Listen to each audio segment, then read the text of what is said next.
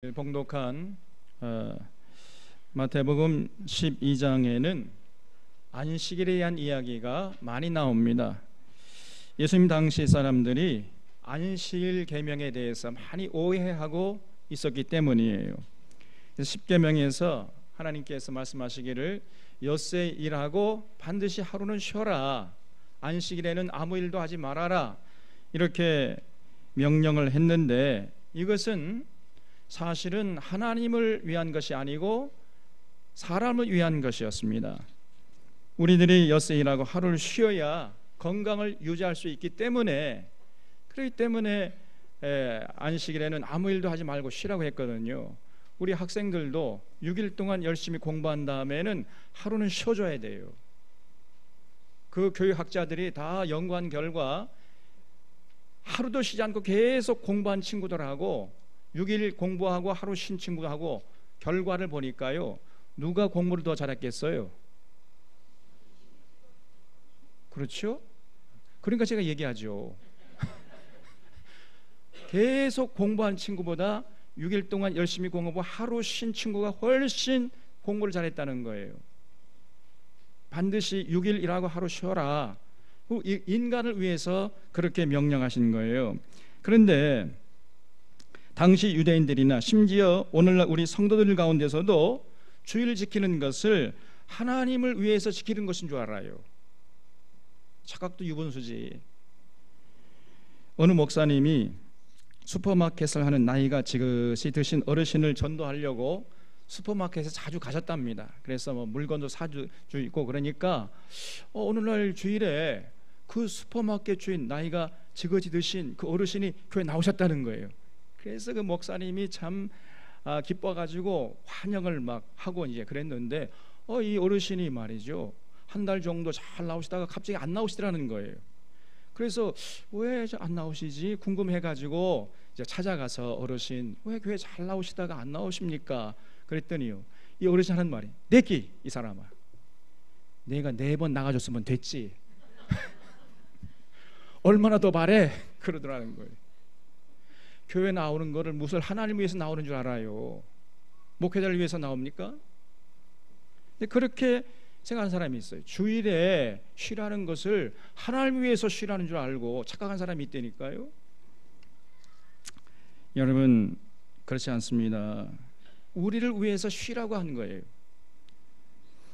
그래서 그렇게 쉬어야 영적으로 또 육체적으로 정신적으로 건강을 유지할 수 있고 하나님 주신 생명을 건강하게 풍성하게 유지하면서 누릴 수 있기 때문에 안식일에는 아무 일도 하지 말라고, 그래서 쉬라고 한 건데, 놀랍게도요, 당시에는 안식일을 지키면 지킬수록 더욱더 생명이 시들어가는 이상한 현상들이 벌어지고 있었던 것입니다. 시들어가는 생명을 회복시키고 풍성케 하기 위해서 안식일을 지키라고 한 건데, 안식일을 지키면 지킬수록 더욱더 생명이 시들어가는 이상한 현상이 벌어지고 있었다는 거예요. 그래서 예수님께서 이 안식일에 대한 개념을 새롭게 정립하기 위해서 가르치시는 모습을 볼 수 있어요. 오늘 말씀 1절을 보겠습니다. 그때 예수께서 안식일에 밀밭 사이로 가실새 제자들이 시장하여 이삭을 잘라 먹으니, 그랬죠. 이 사건이 간단해요. 안식일에 예수님의 제자들이 밀밭 사이로 가다가 너무나 배가 고파가지고요, 남의 밭에 들어가서 이삭을 조금 잘라서 그걸 먹은 겁니다. 제가 생각할 때 예수님의 제자들은요, 공생애 3년 동안 배불리 먹고 다녔겠어요? 아니면 날마다 쫄쫄 굶고 다녔겠습니까? 전자요, 후자요? 후자죠. 그 가난한 그 갈릴리 어부들, 또 뭐 죄인들 그렇게 데리고 뭐 이 동네 저 동네 다녀, 누가 그 후원하고 누가 좋아하겠습니까? 그러니까 늘 먹을 것이 없어가지고 부족해가지고 제자들이 항상 쫄쫄 굶고 다녔단 말이죠. 그래서 그날도 마침 안식일이었는데 밀밭 사이로 가다가 너무 배가 고파가지고 그 밀밭 사이에 가서 이삭을 이제 좀 잘라가지고 그걸 먹은 겁니다. 만약에 정상적인 사람이 그런 모습을 봤다면, 여러분이 그런 모습을 봤다면은 어떻게 반응했겠어요? 우리 전라도 말로 아이고 짜내라. 얼마나 배가 고팠으면은 그렇게 이삭을 잘라서 먹겠는가 하면서 그저 콩 한 쪽이라도 나눠주려고 하지 않겠습니까? 그 전라도 인심 아니에요 그게? 그게 정상적인 하나님을 모르는 사람이라 할지라도 그렇게 반응하잖아요. 그런데 하나님을 안다고 하는 당시에 바리새인들이 어떻게 반응했습니까? 여기 2절 말씀 보면요, 바리새인들이 보고 예수께 말하되 보시오 당신의 제자들이 안식일에 하지 못할 일을 하나이다 이러면서요 불쌍히 여기기는커녕 그 예수님의 제자들을요 정죄했어요. 안식일에 하지 못할 일을 지금 당신들이 하고 있지 않소? 이러면서 정죄를 하는 겁니다. 근데 율법에 의하면요 이웃의 포도밭에 가서 포도 한 송이 정도 따 먹는 것 그 죄가 됩니까 안 됩니까? 왜 이렇게 주저하는 거예요? 죄가 돼야 안 돼요? 이거 봐 조용하잖아요. 죄가 안 됩니다. 그런데 남의 포도밭에 들어가지고 봉다리 갖고 들어가가지고 포도밭에 따갖고 가면 되는 거 안 되는 거예요? 그거는 도둑질이죠. 그거는 안 된다는 거예요. 그 율법에 보면 그렇게 자세하게 돼 있어요. 또 남의 밀밭에 가서 이삭 잘라 먹는 거 죄가 돼야 안 돼요? 배고픈 사람이 그렇게 이삭 잘라 먹을 수 있어요. 그 정도 가지고 죄라고 하나님께서 하지 않는다는 겁니다. 그러나 남의 밀밭에 들어가가지고 낫을 가지고 들어가가지고 그걸 수확해가지고 갖고 오면 됩니까 안 됩니까? 그거는 도둑놈이지. 그러면 안 된다는 거예요. 여기 신명기 23장 24절에 네 이웃의 포도원에 들어갈 때에는 마음대로 그 포도를 배불리 먹어도 되느니라 그랬어요.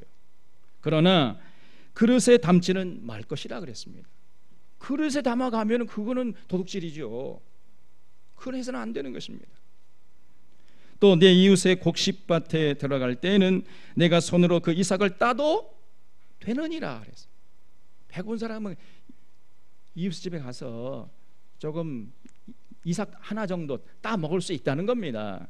그러나 내 이웃의 곡식밭에 낫을 내지는 말지니라 그랬어요. 이 낫을 내는 건 이건 강도의 도둑이죠. 이거는 우리 하나님이 얼마나 이 가난한 사람들을 배려하시는지를 알 수가 있잖아요. 그래서 더불어 살아라 좀. 가난한 사람들, 배고픈 사람들 심정 좀 이해하면서 좀 나눠줘라. 이런 얘기지요. 여러분 혹시 여러분 중에 슈퍼마켓 하는데 어떤 배고픈 사람이 사과 한 개 훔쳐갔다고 노발대발하면서 이놈의 새끼 저놈의 새끼 하면서 그냥 막 소새끼 개새끼 하면서 그냥 경찰서에 넘기고 하는 이런 사람이 있어요. 우리 믿는 사람은 그거 하라고 해서 하지 말라고 그랬어요. 그거 해서는 안 됩니다. 여러분 얼마나 배가 고팠으면은 이렇게 사과 그까짓 게 뭐라고 그걸 하나 훔쳐가십니까? 제가 그냥 10개 드릴 테니까 가서 드십시오. 이렇게 해야 할 줄로 믿습니다. 이것이 믿는 사람들의 모습이에요. 그렇다고 봉다리를 갖고 가서 사과 집어오면 됩니까? 그러면 안 되는 거예요. 그건 도둑질이지요. 용납할 수가 없는 것입니다. 아무리 배가 고프다 할지라도. 종종 없던 분들은요 보면 어제도 이제 우리 뷔페 가서 식사를 했는데 뷔페 가서 음식이 맛있다고 나오기 전에 음식을 싸갖고 나오는 사람이 있다니까요. 다 백에다가 이러면서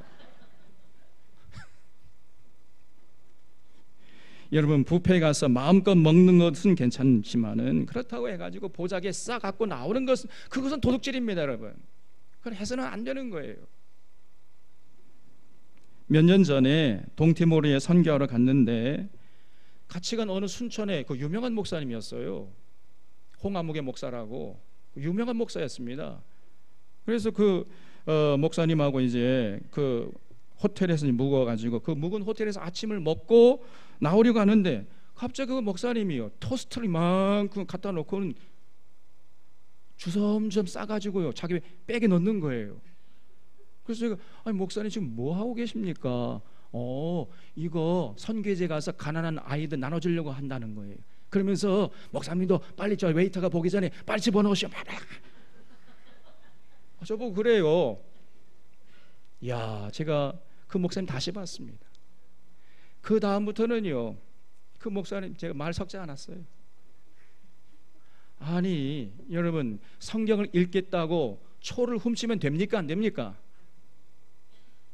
그거 안 되지요. 아무리 목적이 선하다 할지라도 과정이 악하면 안 되는 것입니다. 수단 방법도, 목적이 선하면 수단 방법도 선해야지요. 어떻게 목적이 선하다 해가지고 수단 방법 가리지 않는 것입니까? 제가 깜짝 놀랐어요. 아니 어떻게 저런 사람이 선교한다고 저렇게 돌아다니느냐 저게. 에? 그 정도도 구별 못하는 사람이 무슨 선교를 하겠다고 나서고 있느냐 그 말이에요. 통탄스러울 노릇이었습니다. 그러나 그러고는 안 되지요. 그러나 이렇게 예수님 제자들처럼 배가 고파가지고 그저 남의 그 밀밭에 들어가서 이삭 한 개 정도, 한두 개 정도 그렇게 뭐 잘라서 먹는 거, 그거는 죄가 안 되는 거예요. 그런데 어째서 율법을 잘 알고 있던 바리새인들이 이렇게 두 눈 부릅뜨고 예수님 앞에 나가서 예수님의 제자들을 정죄하고 있는 것입니까? 왜 그랬겠어요? 그날이 무슨 날이었다고? 안식이었기 때문에 그랬다. 안식일이 문제였어요. 평일에 남의 밀밭에 가서 이삭을 잘라 먹는 것은 봐주겠는데 안식일에 남의 밭에 들어가서 밀밭에 이삭을 잘라 먹는 건 그건 안 된다는 거예요. 왜 그래요? 밀밭에 들어가서 이삭을 잘라가지고 비벼서 그것을 먹으면 그게 일이 된다는 겁니다. 일을 한 것이면 그건 안식일을 범하는 것이고, 그러면 그건 죄가 된다는 거예요. 그러니까 그들의 논리를 하면은요, 안식일에는 배고파도 먹으면 안 돼. 참아야 돼. 굶어 죽더라도 이삭을 잘라 먹으면 안 됐던 거예요. 그러니까 하나님의 명령을 정식으로 사람의 유전으로 그 거부하고 있는 거잖아요. 거역하는 거잖아요. 참으로 기가 막혔어요. 이런 사람들이 당시 바리새인들이었던 것입니다. 자기들의 종교적인 확신이 하나님의 뜻이 아니에요. 그런데 그런 자기들의 확신을 가지고 자꾸 들이대면서 상대방을 정죄하는 거지요.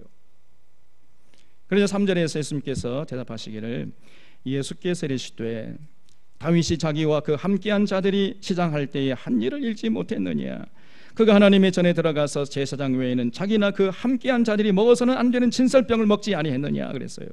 무슨 말이죠? 이 율법 레위기 22장에 보면요, 하나님 앞에 진설했던 진설병, 그걸 거룩한 떡이에요. 거룩한 떡. 그거는 제사장들만 먹을 수 있었습니다. 그런데 예외가 있었어요. 배가 고파서 굶어 죽을 수밖에 없는 이런 사람은 먹을 수 있었습니까? 없었습니까? 그럼 먹을 수 있었어요. 제사장이 아니더라도 당장 이거 먹지 않으면 굶어 죽을 수밖에 없는 그런 사람이라면은 아무리 제사장들만 먹는 음식이라 할지라도 그것을 주어서 먹게 하라. 이것이 하나님의 말씀이에요. 그래서 사무엘상 21장을 보면은 다윗이 이제 사울을 피해서 도피하다가 너무 배가 고파가지고 노베 제사장 아히멜렉에 가서 떡을 달라고 했잖아요. 그래서 그 아히멜렉이 떡을 줬어요. 그건 제사장들만 먹는 거룩한 떡, 진설병이었던 것입니다. 그래서 이제 다윗이 살아날 수 있었거든요. 나중에 그것이 이제 탄로 나가지고 그 사울에게 이 아히멜렉이 죽임을 당합니다만은, 그건 가능한 것이었어요. 보통 때는 율법대로 아무나 거룩한 떡을 먹어서는 안 되지만은, 그러나 굶어 죽어가는 그런 사람들은 먹을 수 있다는 겁니다. 왜 그래요? 생명보다 더 중요한 가치가 없기 때문이에요. 생명은 모든 법 위에 있는 것입니다. 생명이 위급할 때는요, 어지간한 것은 문제가 안 된다는 거예요. 예수님께서 그걸 가르쳐 주셨습니다.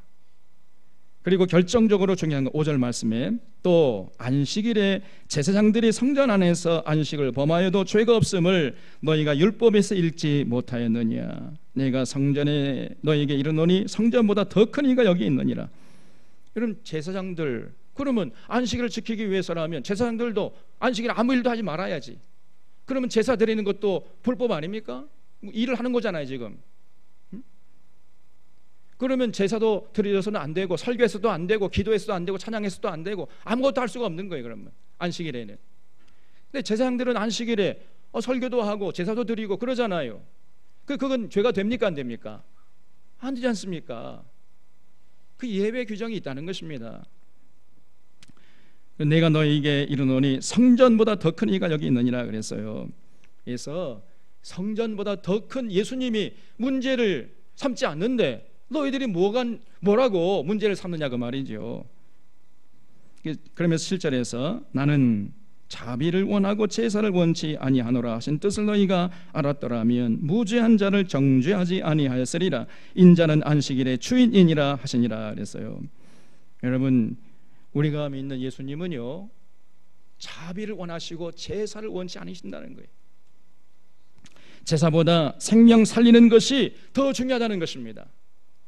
그러면서 이렇게 이제 자신의 제자들의 행위를 옹호했던 거예요. 너희가 지금 무죄한 자를 정죄하고 있구나 이것들아. 그러면서 오히려 정죄하는 바리새인들을 예수님이 비판했습니다. 우리 주 예수 그리스도께서는요, 무엇보다도 생명을 우선하시는 거예요. 생명보다 더 중요한 가치가 없다니까요.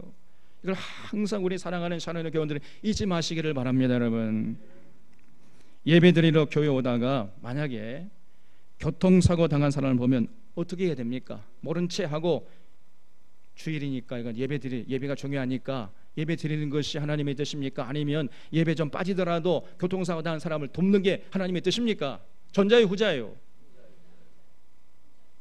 전자요? 후자죠?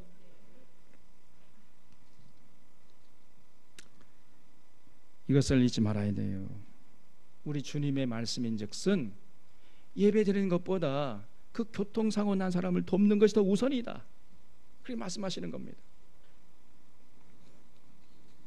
그래서 예수님의 말씀을 듣고 있노라면은, 예수님이 하시는 행동 그걸 보고 있노라면 정말 마음이 따스워지죠. 너무나 인간적이잖아요. 참 생명의 향기가 진동하는 것을 느낄 수 있습니다. 그러므로 예수님을 사랑하고 예수님의 가르침을 실천하라고 하는 성도들도 어쩔 수 없이 너무나 인간적이지 않을 수가 없는 거예요. 그 예수님의 통치를 받은 교회도 그렇게 인간적인 면모를 갖춰갈 수밖에 없는 것입니다. 그래서 교회라고 한다, 믿음이 좋은 사람들이 모인 공동체 교회가 인간적이지 못하다면요, 그런 교회가 아닌 것이에요. 예수님과는 전혀 상관이 없는 이익 집단에 불과한 것입니다. 9절 말씀에 거기서 떠나 그들의 회당에서 들어가시니 그랬죠. 이제 예수님이 바리새인들에게 한 수를 가르쳐 주시고 거기를 떠나 아까 한 수 가르쳐 줬던 바리새인들과 함께 회당에 들어가셨다는 거예요. 여러분, 이 유대인들은요 항상 이 회당 중심으로 살아가요. 안식일이 되잖아요. 그러면 온 집안 식구들, 모든 세상 일들 다 내려놓고 회당에 모여서 랍비의 가르침을 받습니다. 그리고 이제 그렇게 랍비의 가르침이 끝나자마자 이 사람들이 어디 가요? 사업하러 가요? 놀러 가요? 등산, 피크닉 가요? 집으로 가요. 그냥 집에 가서 누구도 만나지 않고 어떤 일도 하지 않고 집안 식구들끼리 먹고 마시고 성경 가지고 디베이트 하는 거예요. 하부르트 하는 것입니다. 이것이 유대인들의 안식일의 풍습이에요. 그래서 항상 회당 중심으로 살아가는 것입니다. 그래서 바로 그 회당에 예수님께서 이제 안식일에 들어가신 거죠. 10절에 한편 손마른 사람이 있는지라 사람들이 예수를 고발하려 하여 물어 이르되 안식일에 병 고치는 것이 옳으니까. 예수님이 회당에 들어가 보니까요 손마른 사람이 있었다는 거죠. 그러니까 바리새인들이요 또 촉새같이 끼어들어 가지고 예수님께 물었어요. 안식일에 병 고치는 것이 옳겠습니까?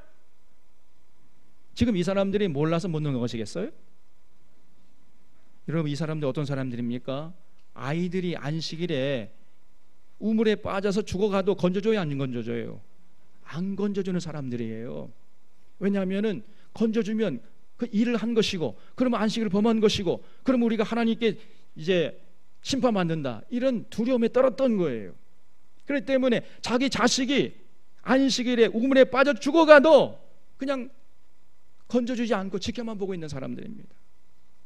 이런 사람들이었어요.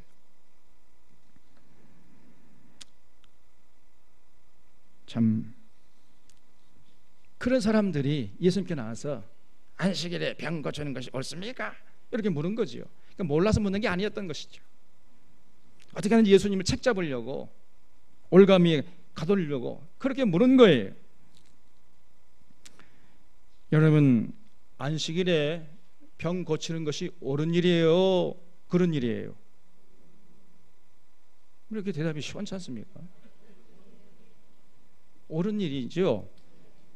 근데 우리의 생각대로 판단하면 안 되고 예수님의 말씀을 들어봐야죠. 예수님이 옳다고 하면 옳은 것이고 예수님이 옳지 않다고 하면 옳지 않은 거죠. 그럼 우리가 내려놓을 준비를 하고 있어야 돼. 우리는 옳다고 생각하지만은 예수님께서 과연 뭐라고 말씀하시는가 한번 먼저 들어봐야 돼. 뭐든지 우리가 그렇게 해야 되는 것입니다. 그래서 11절 보면은 예수께서 이르시되 너희 중에 어떤 사람이 양 한 마리가 있어 안식일에 구덩이에 빠졌으면 끌어내지 않겠느냐? 사람이 양보다 얼마나 더 귀하냐? 그러므로 안식일에 선을 행하는 것이 옳으니라 하시고 이에 그 사람에게 이르시되 손을 내밀라 하시니 그가 내밀매 다른 손과 같이 회복되어 상하더라 그랬어요. 역시 예수님은 우리의 기대를 저버리지 않죠. 지금 바리새인이 눈이 뻘게 가지고 잡아 죽이려고 그렇게 죄목을 찾고 있는 상황에서도 예수님은 조금도 주저하지 않고 안식일에 선을 행하는 것이 옳으니라 하면서 손 마른 사람의 병을 그냥 고쳐줘 버렸어요. 이런 예수님을 먹어요. 감동하고 존경의 마음을 표하는 것이 마땅한데 이 바리새인들은요 전혀 그러지 않았습니다. 그 병 나은 사람, 손 마른 사람이 나은 걸 보고도 기뻐하지 않을 뿐 아니라 그 낫게 한 예수님을요 죽이려고 그랬어요 그냥. 그래서 14절에 바리새인들이 나가서 어떻게 하여 예수를 죽일까 의논하거늘. 정말 대단한 사람들입니다. 이런 종견이 되면 안 돼요 우리가. 이 사람들은 자기 확신이 있었어요. 이 자기 나름대로 믿음이 있었던 겁니다. 그 믿음의 잣대를 들여대 가지고 예수님을 지금 잡아 죽이려고 그러는 거예요. 저들은 하나님을 믿는 신앙이 열심히 대단했습니다. 타의 추종을 부러워했어요. 그런데 이상하게도 그러면 그럴수록 신앙적인 열심을 내면 낼수록 더 비인간적이 되었단 말이죠. 이웃의 아픔도 전혀 느낄 줄 모르고 이웃의 기쁨도 함께 나눌 줄 모르는 이러한 사람이 되고 마는 겁니다. 하나님의 이름으로 함부로 이웃을 정죄하고 심판하면서 자기들만이 최고로 의인인 줄 생각했던 거예요. 그러니까 지금 이들의 말과 행동을 보면요 생명의 향기가 풍겨옵니까? 안 풍겨옵니까? 안 풍겨오죠. 그 죽음의 향기, 죽음의 악취만 지금 풍겨오고 있는 거예요. 그런 놀랍게도 돌아보면요 오늘 이 시대에도 이런 사람들이 많다니까요. 교회 안에 신앙적인 열심은 대단합니다. 타의 추종을 부러워해요. 그저 기도 열심히 합니다. 찬양도 많이 하고 헌금도 많이 바치고 열심히 봉사도 하고 그냥 새벽기도 하고 밤기도 하고 산기도 다니고 철야기도 금식기도 하고 얼마나 열심히인지 몰라요. 그런데 놀랍게도 너무나 비인간적이에요. 입만 열면 하나님을 사랑한다고 하는데 이웃을 돌아볼 줄도 모르고 역사 의식도 없고 이 태극기 부대 가운데는요 이 기독교인들이 많습니다. 정말 통탄스러울 노릇이에요. 이런 사람은 절대로 예수 믿는 사람이라고 할 수가 없는 거예요. 그러니까 예수 믿는 사람이 아닙니다. 단적으로 말했어요. 자기들은 예수 믿는다고 하지만은 절대로 예수 믿는 사람이 아니에요. 그런 사람들 예수 믿는다면은 그럴 수가 없는 거지요. 예수님과는 전혀 상관없는 사람들입니다. 예수님 지금 보세요. 너무나 인간적이잖아요. 무엇보다도 사람을 중히 여기고 생명을 중히 여기고 어려운 이웃을 돌보고 생명을 회복시키려고 최선을 다하고 계시지 않습니까? 거기에 혼신의 힘을 쏟아부으셨던 거예요. 그러면서도 자기를 전혀 드러내려고 하지 않고 내세우려고 하죠. 그저 겸손했어요. 언제나. 이것이 예수님이셨습니다. 여러분, 오늘 성경 18절 이하에서 이런 예수님을 이렇게 묘사하고 있어요. 보라, 나의 택한 종 곧 내 마음에 기뻐하는 바 나의 사랑하는 자로다. 내가 내 영을 그에게 주를 터이니 그가 심판을 이방에 알게 하리라. 그는 다투지도 아니하며 들레지도 아니하리니 아무도 길에서 그 소리를 듣지 못하리라 그랬어요.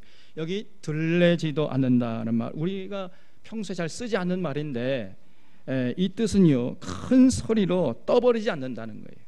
큰 자기를 자랑하지 않는, 자기를 드러내려고 하지 않는다. 그런데 들레지도 않는다. 들랜다는 말이요 조그만 일 해놓고는 뻥튀기 해가지고 자기를 막 내세우려고 하는 이런 걸 들랜다 그래요. 목소리가 커져요 그냥.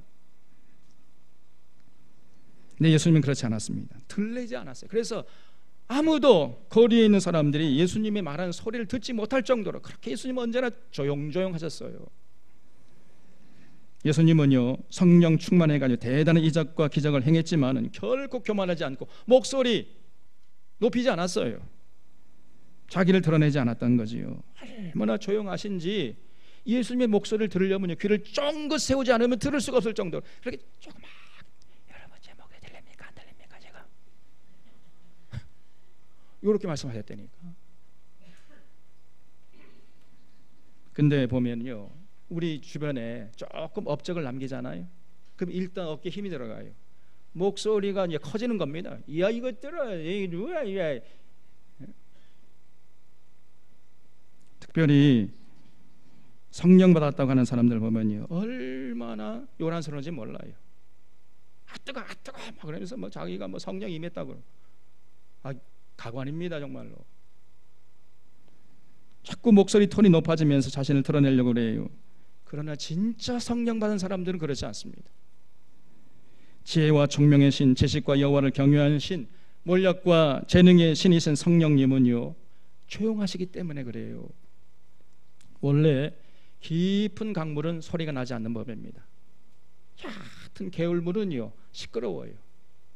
또 빈 수레가 시끄러운 것이요. 요란한 것입니다. 성령 충만해서 은혜의 강물이 그 마음속에 흐르는 사람은요 언제나 조용해요. 있는 듯 없는 듯. 그러나 그 공동체에게 가장 결정적으로 중요한 일을 하면서도 절대로 들리지 않습니다. 그 성령 충만한 자는요 맑은 정신을 가지고 말씀 앞에 서는 거지요. 그 진리의 말씀을 통해서 하나님을 인격적으로 만나니까 그러니까 언제나 그 가치관, 인생관, 세계관, 역사관, 물질관이 변해가지고 정확하게 인격의 변화가 일어나고 있는 거예요. 그 인격의 내면 속에서. 그런 사람이 진실로 성령 충만한 자로 여러분 믿으시기를 바랍니다. 20절 말씀에 상한 갈대를 꺾지 아니하며 꺼져가는 심지를 끄지 아니하기를 심판하여 이길 때까지 하리니 또한 이방인들이 그 이름을 바라리라 함을 이루려 하심이니라 그랬어요. 여러분 우리가 지금 이제 수요일마다 수요 예배 시간에 예언서를 쭉 살펴보고 있잖아요. 거기 보면은 정말 이스라엘 백성들이요 상한 갈대예요. 얼마나 하나님께 얻어 터집니까? 그냥 이리 터지고 저리 터지고 그냥 라이트 레프트 훅 그냥 어퍼컷 그냥 하나님에게 이스라엘 백성들이 얻어 터져가지고요 상처뿐이에요. 그냥 상한 갈대예요. 아수르가 쳐들어와가지고 사마리아 성이 무너지고 전부 칼에 맞아 죽고 포로로 잡혀가고 또 바벨론이 쳐들어와가지고 남쪽 예루살렘이 잿더미가 되어버리고 수많은 사람들이 포로로 잡혀가고 상한 갈대 아닙니까? 마치 조만간에 꺼질 수밖에 없는 꺼져가는 심지 같아요. 그럼에도 불구하고 하나님은 절대로 이스라엘을 포기하지 않으세요. 그 상한 갈대를 완전히 꺾지 않으시고 꺼져가는 심지를 끄지 않으십니다. 그래서 다시금 이스라엘에게 소망을 두시고 그들을 회복시키려고 애쓰시는 그 눈물겨운 하나님의 모습을 우리가 발견할 수 있잖아요. 그런 분이 우리가 믿는 하나님이십니다. 또 예수님께서 상한 갈대같이 세상에 상처받은 자들을 전부 품에 안으시고 그들 고치셨잖아요. 그래서 이방인들이 예수님의 이름을 앙망하도록 하셨다는 거죠. 그래서 21절 말씀이고 22절에 그때에 귀신 들려 눈 멀고 말 못하는 사람을 데리고 왔거늘 예수께서 고쳐주시고 그 말 못하는 사람이 말하며 보게 된지라 무리가 다 놀라 이르되 이는 다 위세의 자손이 아니냐 하니 그랬어요. 이렇게 상한 갈대 같은 사람들 꺼져가는 생명도 완전히 끄지 않으시고 그들 품에 안으시면서 회복시켜줬잖아요. 그러니까 그런 모습을 보면서 사람들이 깜짝 놀라면서 하는 말이 아이고 저 사람 다윗의 자손 아니냐 이렇게 말했다는 거죠. 거기 한번 줄쳐보세요. 이 다윗의 자손이라는 말은요 당시 유대인들에게는 구약 성경에서 예언된 메시아라는 뜻이 있었어요. 다윗의 자손 그러면 그건 메시아라는 등식이 성립되어 있었던 것입니다. 그러니까 당시 유대인들은요 다윗의 자손을 메시아로 인식하고 있었던 거죠. 그러니까 예수님께서 상한 갈대도 꺾지 않으시고 꺼져가는 생명도 끄지 않으시는 모습을 보면서 사람들이 야, 저 예수의 말로 다윗의 자손 우리가 그토록 기다리는 메시아다 이렇게 말했다는 거지요. 그러니까 그래도 지금 이 사람들은 조금 영적인 눈이 떠지려고 하는 거지요. 그런데 이런 분위기에 아주 찬물을 끼얹는 사람이 있었어요. 당시에 죄를 뿌린 사람이 있었던 24절 말씀 보면은요, 바리새인들이 듣고 이르되 이가 귀신의 왕 바알세불을 힘입지 않고는 귀신을 쫓아내지 못하느니라. 이러고 또 쫑알댑니다. 야, 이 사람들은요, 저 예수가 다윗의 자손이라고? 메시아라고? 천만의 말씀이야. 저 작자는 귀신의 왕 바알세불을 힘입어서 지금 쫓아내는 거야. 이러면서 예수님의 지금 행위를 폄훼했어요. 무슨 말입니까? 바알세불이 들렸다는 말은 무슨 말이죠? 귀신들 예수님 보고 미쳤다는 거죠. 저 예수라는 작자는 저 미친놈이야 저거. 메시아는커녕 저 미친놈을 보고 무슨 메시아라고 그래. 이렇게 지금 바리새인 나섰다는 겁니다, 여러분. 지금 병난 사람에게 축하해 주지를 못할 망정, 그리고 병을 고치신 예수님에게 존경의 마음을 표시하지는 못할 망정, 어떻게 이렇게 말할 수가 있습니까, 여러분? 이게 사람이요, 이게? 이 사람들이야말로 정말 미친 사람들 아닙니까? 이런 모습을 보시고요, 예수님께서 25절부터 37절까지 길게 지금 바리새인을 향해서 말씀하시는데요, 들어보면요, 이야, 예수님은 논리정연하게, 예수님은요 이렇게 감정적으로 말씀하지 않으세요. 이성적으로 논리적으로 말씀하시는데, 이야, 정말 이 바리새인은 뼈도 못 추립니다. 여러분, 우리가 이렇게 대화할 때에도 감정적으로 하면 안 돼요. 그런 사람은 하수입니다. 절대로 감정이 개입되지 않고 논리와 이성을 가지고 얘기할 수 있어야 돼요. 어떤 사람은요 갑자기 그냥 확 화를 내버려요. 그 감정이 딱 개입해버립니다. 그러면 그 사람을 향해서 마음문이 확 닫혀져 버려요. 아주 어리석은 사람이지요. 절대로요 감정이 개입해서는 안 되는 거예요. 논쟁할 때 그걸 연습하고 훈련하셔야 됩니다. 예수님 지금 말씀하시는 거 보세요. 얼마나 논리정연하게, 그러면서 그냥 이 바리새인들의 코를 납작하게 지금 만들어 버리시잖아요. 참 예수님 말씀 놀랍습니다, 여러분. 촌철살인이에요. 그냥. 25절에 예수께서 그들의 생각을 아시고 이르시되 스스로 분쟁하는 나라마다 황폐해질 것이요 스스로 분쟁하는 동네나 집마다 서지 못하리라. 만일 사탄이 사탄을 쫓아내면 스스로 분쟁하는 것이니 그리하고야 어떻게 그의 나라가 서겠느냐. 또 내가 바알세불을 힘입어 귀신을 쫓아내면 너희 아들들은 누구를 힘입어 쫓아내느냐. 그러므로 저희가 너희 재판관이 되리라 그랬어요. 아니, 내가 바알세불의 힘을 빌어 쫓아냈다면 그러면 귀신이 귀신을 쫓아냈다는 말인데, 아니 귀신이 귀신을 쫓아내고서야 어떻게 귀신의 나라가 설 수 있겠느냐. 한번 생각해봐라. 얼마나 논리정연합니까, 여러분? 그리고 너희 중에도 더러 귀신을 쫓아내는 자가 있지 않느냐. 그러니까 유대인 중에서, 이 바리새인들 중에서도요 당시에 귀신을 쫓아낸 사람이 더러 있었던 모양이지요. 그럼 더러 귀신을 쫓아낸 사람은 그러면 귀신을 힘입어서 귀신을 쫓아낸 거네. 귀신을 쫓아낸 그 사람들이 너희를 이제 재판하게 될 거야, 이런 얘기지요. 얼마나 여러분 논리정연합니까? 그러면서 아주 덧붙여서 중요한 말씀하셨어요. 28절에 그러나 내가 하나님의 성령을 힘입어 귀신을 쫓아내는 것이면 하나님의 나라가 이미 너희에게 임하였느니라. 사람이 먼저 강한 자를 결박하지 않고서 어떻게 그 강한 자의 집에 들어가 그 세간을 강탈하겠느냐. 결박한 후에야 그 집을 강탈하리라. 만약에 내가 하나님의 힘을 힘입어서, 성령을 힘입어서 귀신을 쫓아낸 것이라면 하나님 나라가 지금 너에게 임한 것인데, 지금 너희들이 그 하나님 나라에 들어오지 않으려 하고 그 통치를 받으려고 하지 않으니 너희들이야말로 가장 세상에서 불쌍한 자라는 것입니다. 30절 말씀에 나와 함께 아니하는 자는 나를 반대하는 자요 나와 함께 모으지 아니하는 자는 해치는 자니라 그랬죠. 점점 바리새인들을 향한 비판의 강도가 세져요. 여러분, 예수님을 찬성하거나 예수님과 함께 하거나 하든지, 아니면 예수님 반대하거나 예수님을 해치거나 하든지 둘 중에 하나입니다. 여러분, 이런 경우의 수 말고 제3의 경우의 수는 없어요. 중간 회색 지대는 없는 것입니다.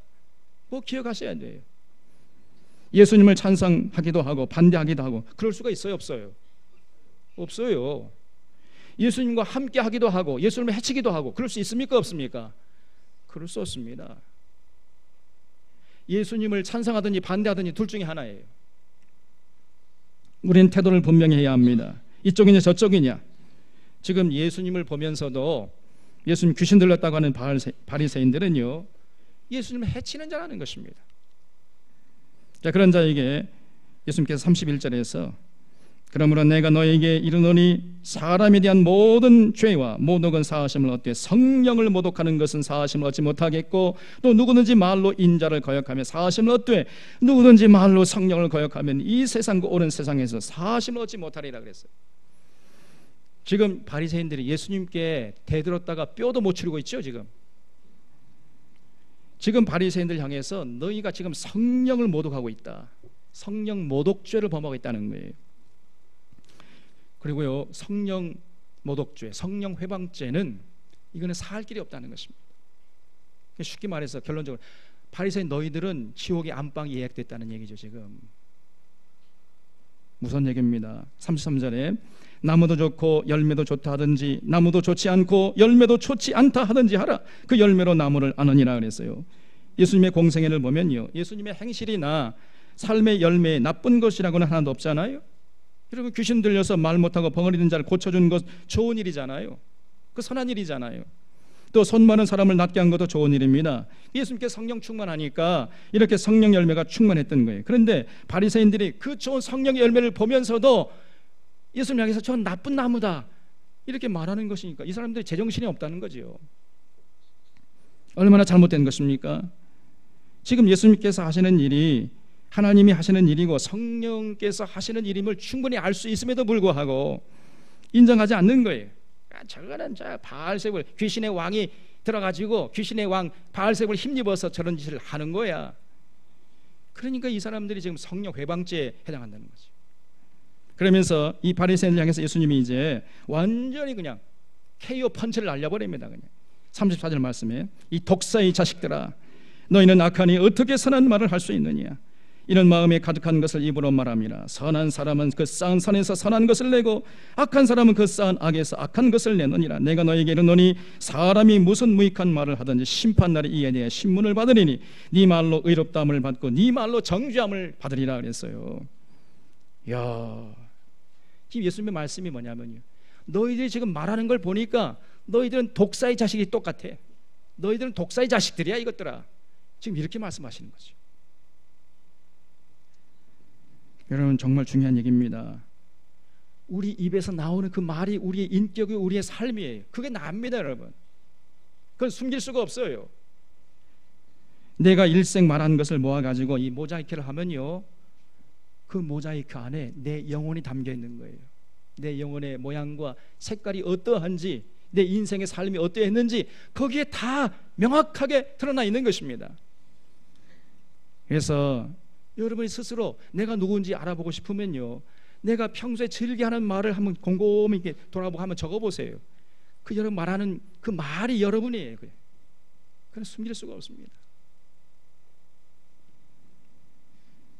그런데 사실 말은요, 마음의 거울이잖아요. 그 사람의 마음에 있는 것이 말이 되어서 입으로 나오는 것이잖아요. 그렇기 때문에 역으로 그 입의 말을 보면 그 사람의 마음 속에 과연 어떤 것들이 쌓여 있는가를 알 수 있어요. 선한 생각, 선한 마음의 소유자에게서 선한 말이 나오는 것입니다. 악한 생각, 악한 마음의 소유자에게서는요, 반드시 악한 말이 나오게 되어 있어요. 속일 수가 없습니다. 그리고 그 말로 하나님 앞에서 반드시 그는 심판을 받게 될 것입니다. 그렇기 때문에 우리는 반드시 말을 조심해야 하고, 그렇기 위해서는요, 마음을 잘 관리해야 돼요. 이 마음이 중요한 거예요. 마음에서 말이 나오기 때문에. 그래서 음식도 가려 먹어야 되지만은 생각도 가려서 해야 돼요. 마음속에 어떤 생각이 떠오를 때 떠오른다고 해가지고 그냥 그것을 그냥 받아들이고 수용하고 그걸 고이 간직하는 사람이 있다니까. 아주 어리석은 사람이 미련한 사람입니다, 여러분. 여러분, 생각도 가려서 해야 돼요. 아름다운 생각을 해야 아름다운 말이 나오는 법입니다. 말에 실수가 없는 자면 온전한 자라고 했는데, 그래서 말에 실수가 없으려면요, 먼저 생각조차도 실수가 없어야 되고 조심해야 되는 거다. 생각에서 이제 이 마음에 자리 잡고 있는 이 생각에서 말이 되어가 나오는 거예요. 마귀가 시도 때도 없이 악한 생각, 잡생각들을 자꾸 자꾸만 우리 마음속에 집어넣으려고 화살을 쏴대요. 내 마귀가 넣어주는 대로 그 생각들을 마음속에 고이 간직하고 있는 사람들이 있다니까요. 그 어쩔 수 없이 이게 마귀의 자식이 될 수밖에 없어요. 참으로 어리석은 자인 것입니다. 바로 바리새인들이 그랬던 거예요. 함부로 예수님의 사역을 보면서 사사건건 비방하다가 지금 예수님에게 한 방 얻어맞아가지고 너희들은 성령 회방죄를, 너희들은 독사의 자식들, 지옥의 안방이 예약된 자들이다. 지금 이런 얘기죠. 예수님 말씀인즉슨. 그러니까 거의 실신 직전이잖아요. 비틀비틀 거려가지고 지금 권투로 말하면요, KOPI 당하기 일보 직전에 있단 말이에요. 여러분 그게 보이십니까? 그런데 지금 이 바리새인들 좀 봐요. 자신들에게 성령을 모독하는 자들이라 하고 독사의 자식들이라고 하시는 그 예수님에게 나와가지고요, 또 뭘 부탁해요. 또 여기 38절 보겠습니다. 그때에 서기관과 바리새인 중 몇 사람이 말하되 선생님이여 우리에게 표적 보여주시기를 원하나이다. 아니 언제는 예수님을 귀신의 왕 바알세불이 들려 있다고 하는 자들이 이제 예수님께 나와가지고요, 표적 좀 보여주세요 예수님, 이러고 나오는 겁니다. 이 정신 나간 자들이죠. 그러니까 39절에서 예수님께서 대답하여 이르시되 악하고 음란한 세대가 표적을 구하나 선지자 요나의 표적밖에는 보일 표적이 없느니라. 요나가 밤낮 사흘 동안 큰 물고기 뱃속에 있었던 것 같이 인자도 밤낮 사흘 동안 땅속에 있으리라 그랬어요. 그러니까 예수님이요 굉장히 지금 기분이 상하신 거예요. 한마디 탁 쏴 지금 붙이시는 겁니다. 예수님 말씀처럼 이 악하고 음란한 세대일수록 자꾸만 이적과 표적을 구한다는 거지요. 왜 그래요? 믿음이 없으니까.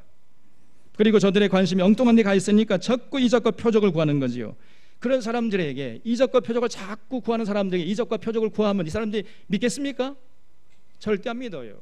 더 큰 표적, 더 큰 이적을 보여달라고 하는 겁니다.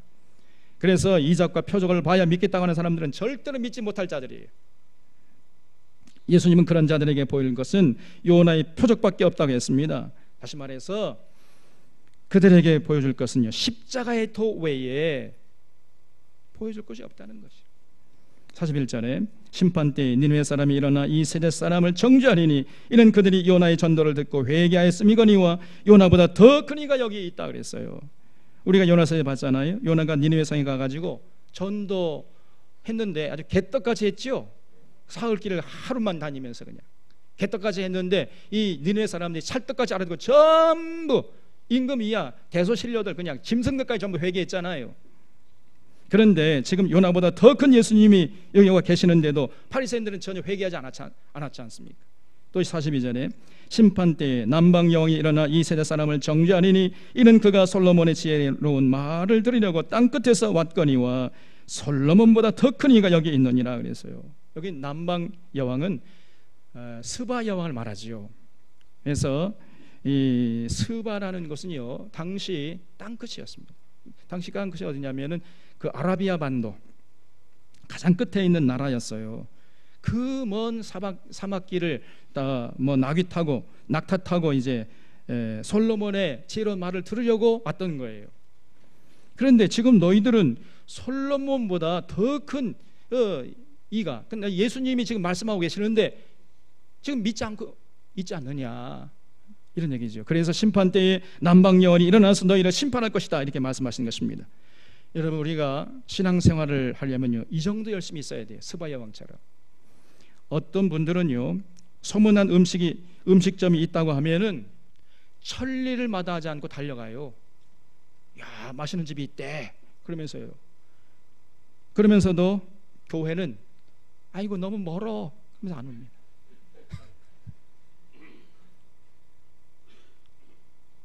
그것은요 둘 중에 하나입니다. 그 교회에 생명의 양식이 말라 비틀어 있든지 아니면 그 사람의 신앙이 잘못되었든지 둘 중에 하나입니다. 여러분 어떤 분들은 제가 여기 광야에 왔을 때 당회하기만 하면요 우리 교회는 뭐 버스가 있어야 돼. 버스가 없으면은 교인들이 교회 안 나오니까 버스를 반드시 돌려야 됩니다. 제가 제일 처음에는 버스 돌리는 거 반대했거든요. 아니 성도들이 제발로 교회에 와야지 버스를 돌리면 교회 오고 안 돌리면 교회 안 오고 다른 교회 가버리고 뭐 그러냐 그게. 여러분, 목회자 앞에서 목사님 버스 안 돌리면 교회 안 나옵니다. 굉장한 신뢰예요. 그거는요. 목회의 자존심이 무너지는 겁니다. 여러분. 아니, 버스를 안 돌려도 핍박이 있다 해도 교회 나오려고 해야지. 버스 안 돌리려고 교회 안 나와요? 좀 교회가 멀다고 해가지고 다른 교회 가버리고. 굉장히 자존심이 상하더라고요. 근데 요즘에는 그래도 버스 돌려야 될까? 돌려야 되겠지? 제가 굉장히 좀 이제 변질됐지요?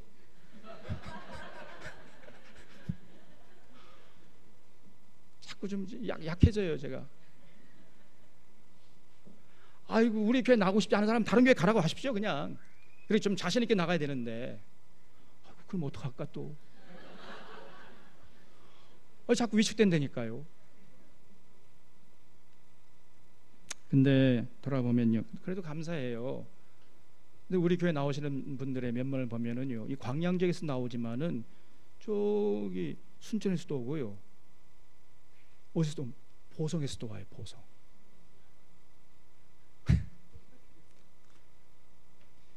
저 어디냐, 산청에서도 오고.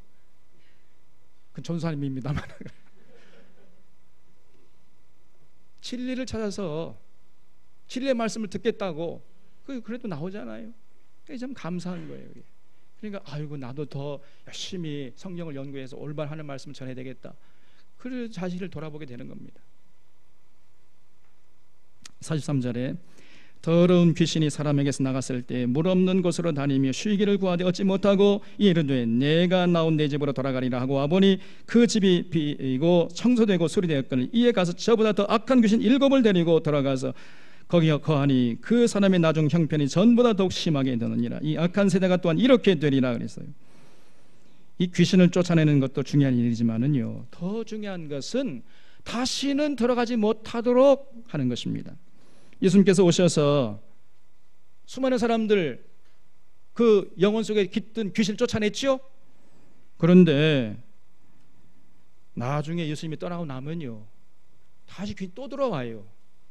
그러면은 나중에 형편이 전보다도 훨씬 더 악해진다는 겁니다. 악화된다는 거예요.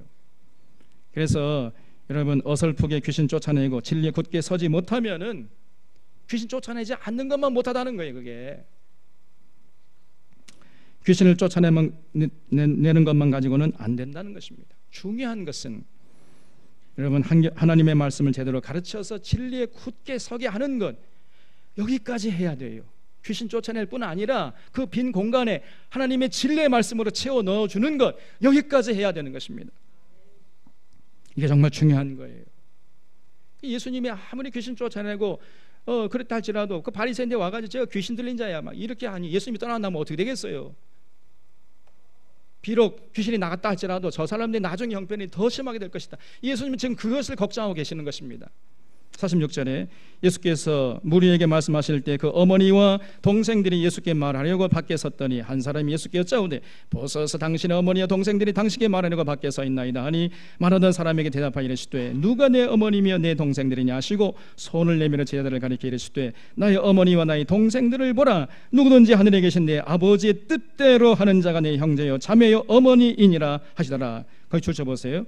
누구든지 하늘에 계신 내 아버지의 뜻대로 하는 자가 내 형제요 자매요 어머니라 그랬어요. 참으로 충격적인 말씀이죠. 여러분, 우리 한국 사람들은요, 너무 육체의 혈통에 매여 있어요. 그래서 내 육체의 피를 이어받으면요, 어이쿠 내 새끼 그러면서 그냥 막 껌뻑 죽습니다.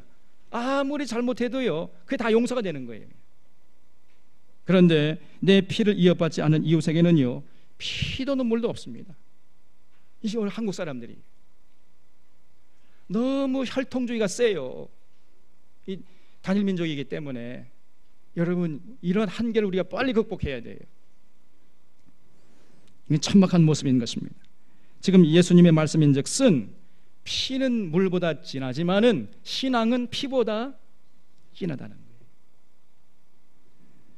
육체적인 관계보다 영적인 관계, 하나님의 말씀을 잘 듣고 그것을 즐거워하면서 진리 안에서 거하는, 진리 안에서 행하는 이런 자야말로 진실로 천국에서요 영원까지 같이 함께할 형제요 자매요 어머니요 아버지라는 것입니다. 여러분, 진짜 형제들이요, 진짜 식구들이에요. 믿음 안에서 한 권속들이 진짜 가족들이라는 걸 잊지 마시기 바랍니다. 우리가 예수 그리스도의 보혈이 우리 인격 속에, 우리 심장 속에 흐른다면 반드시 우리는 천국에서 다시 만날 것입니다. 그래서 거기서 영원토록 함께 살아갈 거예요. 그러면 우리가 형제요 자매예요. 우리 가운데 어머니가 있고 아버지가 있고 동생이 있는 것이에요.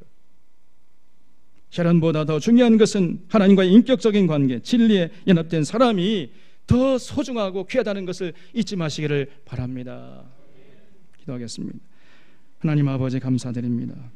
오늘 주님께서 제자들과 함께 안식일의 회당에 들어가셔서 바리새인들과 논쟁하시는 모습을 보았습니다. 예수님께서 상한 갈대도 꺾지 않으시고 꺼져가는 심지도 끄지 않으시면서 수많은 생명들을 회복시키는 모습을 보았습니다. 그러면서도 다투지 아니하시고 들리지도 아니하시고 길에서도 아무 소리도 들리지 않도록 자신을 드러내지 않으시는 예수님의 인격을 보았습니다. 이런 예수님을 향해 귀신의 왕이 들렸다고 쫑알대는 바리새인들의 모습도 보았습니다. 바라옵기는 우리는 절대로 바리새인 같은 타락한 종교인들이 되지 않게 하여 주시옵소서. 진실로 예수님의 생명의 향기를 맡아 퍼뜨리는 자들 되어서 우리 모두가 예수님에게 너희가 내 형제, 내 자매요, 내 어머니라는 평가받는 천국 가족들, 천국 식구들 다 되게 하여 주시옵소서. 모두가 예수님의 이름으로 기도하옵나이다. 아멘.